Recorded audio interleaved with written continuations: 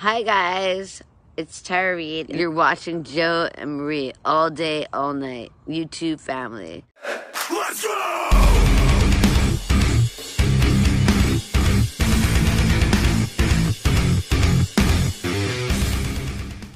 How you doing, guys?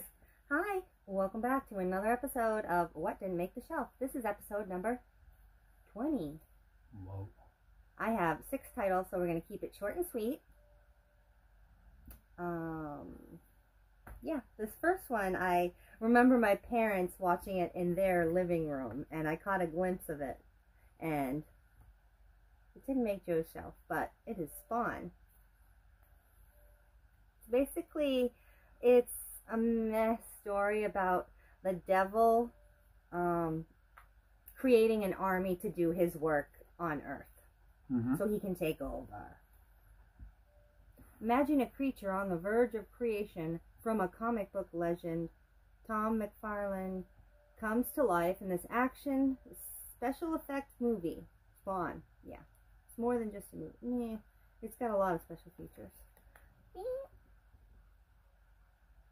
It's the director's cut Yeah, it is 98 minutes. of pure mediocreness. It was okay. There's some kills. It's nothing amazing. Go watch Species, maybe? Yeah. I bought it for the sole purpose of, back in the day, it was an animated series on HBO that I really, really liked. I own it, I think on VHS. But, VHS or DVD, I don't remember. I have to look. But, I really liked that. So when this movie was coming out... It was, an oldie but goodie. It's from 1997. Thank you. Did I say? No, you didn't. But I was kind of excited for it when it came out, but it just didn't live up to the expectations. I kept it in the collection for a while. I rewatched it again, and it still doesn't hold water. So it's got to go. And then we got it again somehow. So yeah. This is our second copy. Exactly. We got it on a horror pack a couple of years ago. Bye-bye. What do you give it? I gave it crap. I gave it a deuce. Yeah, I give it a 2 as well. I gave it a 2. This next one is another Blu-ray, and holy crap, this thing is 175 minutes. It's almost like 3 hours. It was long, and it is Riverworld. Don't rush to go out and watch this one. It's all about like a journey of 2 worlds. The story is a little confusing, but it's kind of interesting. Who do we have in there? Nobody that I can even pronounce. Alan Cummings, Lauren Vanderfruit, and Tomoa Penkin. Sound like that? But anyway, this is from 2010, and I wish there was actually more of an ending. I don't want to say too much about it, but it was interesting, and I kind of felt lost, but there was just a lot going on, and these spirits with blue faces pop up and talk to them. Nothing amazing. I'm sorry. Based on the acclaimed literary series by Philip Jose Farmer. Sorry. Nice artwork though, and yeah. I love that color blue. Ooh. I don't know how to do that. There we go. Kathy's Curse, is that you? Anyway. Yeah. What do you give it? I gave that one a 2.5 because there was a lot going on in the story, and I like the magic and the thinking of it. There's a lot of thinking in that one. Yeah, I pretty much stayed away from it. Once I saw the running time, it scared me away, so I didn't want to waste my time with it. It felt like it dragged. It felt like it was like scraping the, what do you call it? Scraping the dirt across the ground. Yeah. Just raking sand with no weeds in it. Anyway, this next one is a DVD with the cardboard.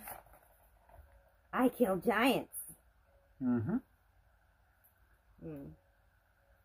Anyway, this one's from 2017. It's 106 minutes, and this one got me because it says from the producer of Harry Potter.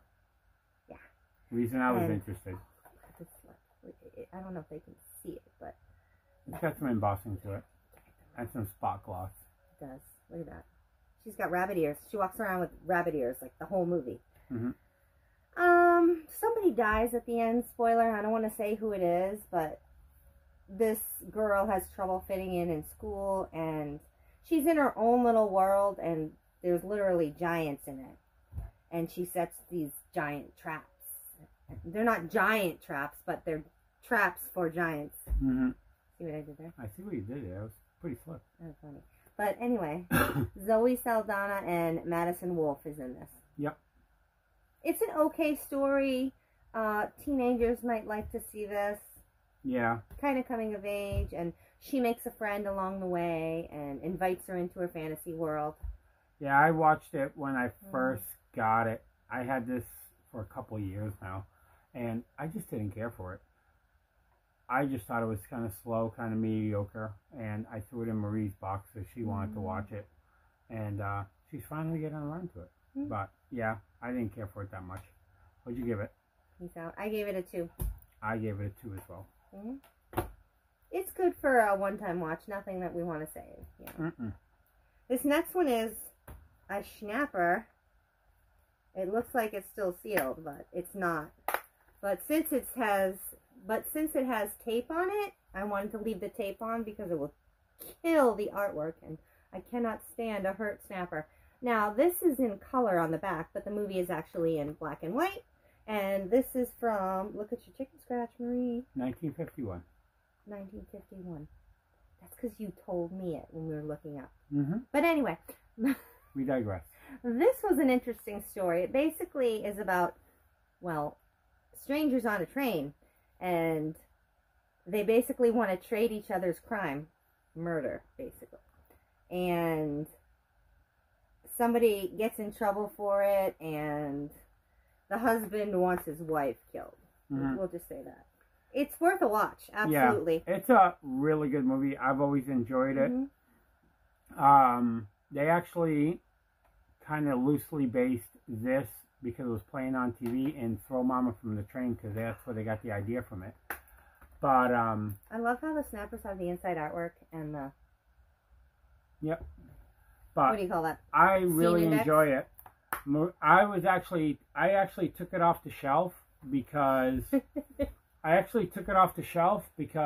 got the Alfred Hitchcock Blu-ray box set that has this in it. Marie thought I was getting rid of it because I didn't like the movie. I did like the movie. So this was actually brand new factory sealed. So she opened it to watch it. It still looks like it's brand new factory sealed, but there was no way I was taking a hairdryer to this. It wouldn't have survived even with a hairdryer. Yeah, and especially since our hairdryer broke and we got to buy a new one. Facts. I digress. I know. But anyway, this one has the Hollywood original and the alternative British version. Now, one version is 103 minutes and one version is 101 minutes. 2 minutes. You're not really missing much. Yeah. The British version is longer. But I popped both sides in and I'm like, nah. It's probably just one little short thing. It's probably a twist in the middle or something, but maybe I'll watch the other one. I don't know. But anyway, it's good. Yeah, I really enjoyed it. What'd you give it? I gave this one a 3.5. Yeah, I give it a 3 easily, all day long. Yeah. A high 3, almost a 3.5. I'm not too happy with leaving the plastic on, but it looks so much better than having white there. Yeah. But anyway. If I had a hairdryer, I would actually gamble it. I used a hairdryer on Whatever Happened to Baby Jane, and it did not work on the cardboard. I was not happy. This next one is The Paperboy. Dollar Tree Special. This one has a great cast. Matthew McConaughey, Zac Efron, Hubba, right? I liked him back in the day. I'm going to confess. Teenage Marie liked Zac Efron.